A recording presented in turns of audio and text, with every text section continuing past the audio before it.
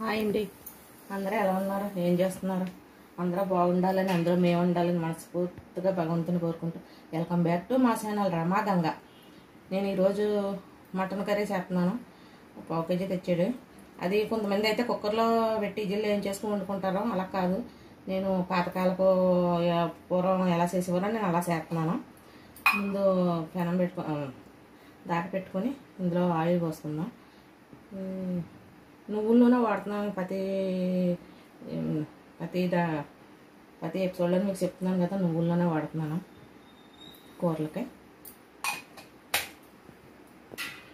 చాలామంది చాలా రకాలుగా వండుతారు, కానీ నేను మాత్రం నా స్టైల్లో ఎలా వండుతాను అన్నది మీకు చూపెడతాను. నచ్చితే లైక్ చేయండి, షేర్ చేయండి, పక్కన బెల్ ఐకాన్ క్లిక్ చేయండి. ఆల్ నోటిఫికేషన్ మీకు వస్తాయి.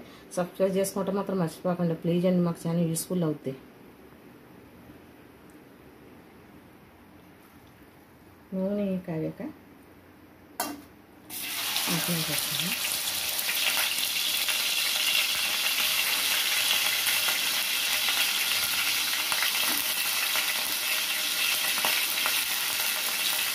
మటన్ వేగాక ఏం చేయాలన్నా మీకు చెప్తాను.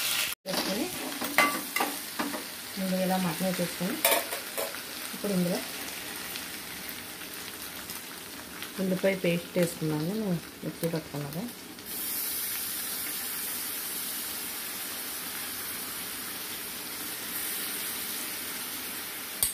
మటన్లోనే వాటర్ మొత్తం పోయేదాకా వేపేసుకోవాలండి.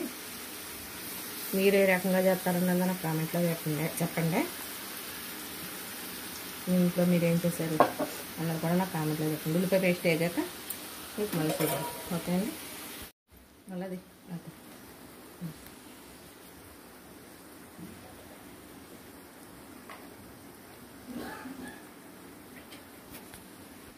మీకు కావాలితే టమాటా కూడా వేసుకోవచ్చు. నేనైతే ఇప్పుడు మటన్లో టమాటా గట్ట వేయను.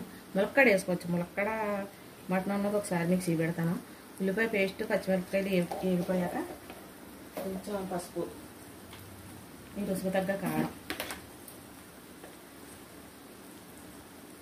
కొంచెం నాన్ వెజ్ కూరలో కారం ఆయిల్ కూడా ఎక్కువ పడతాయండి.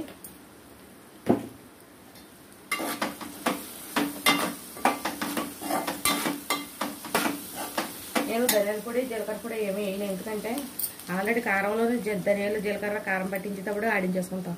ఇంకా గసగసాలు, ధనియాలు, జీలకర్ర, అల్లం వెల్లుల్లిపాయ పేస్ట్, యాలకులు, లవంగాలు నేను నూరు పెట్టుకున్న పేస్ట్, గరం మసాలా పేస్ట్ వేసేసుకుంటున్నానండి. వేసి పచ్చివాసన పోయేదాకా కొంచెం వేసుకుంటాను.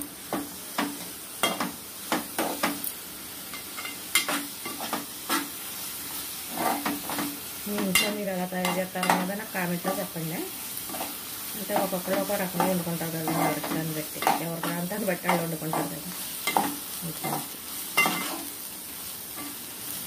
వాటర్ పోయేదాకా మటన్ వేపేసుకుంటే బేగన ఉడికిపోద్దులేండి. అంటే మీకు బాగా మెత్తగా కావాలనుకుంటే కుక్కర్లో పెట్టుకొని ఉప్పు, పసుపు, కొంచెం కారం వేసేసి 3 విజిల్లు రప్పించేసుకున్నారు అనుకోప్పుడు దాన్ని వండుకున్నా మీకు వీలుగా వద్దు, మెత్తగా ఉంటుంది. కొంచెం వాటర్ వస్తుంది, ఉడకనిద్దాం.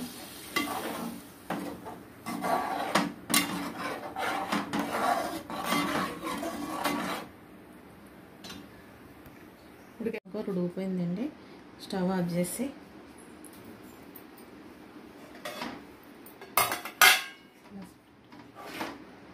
నూనె ఇలా పైకి వస్తే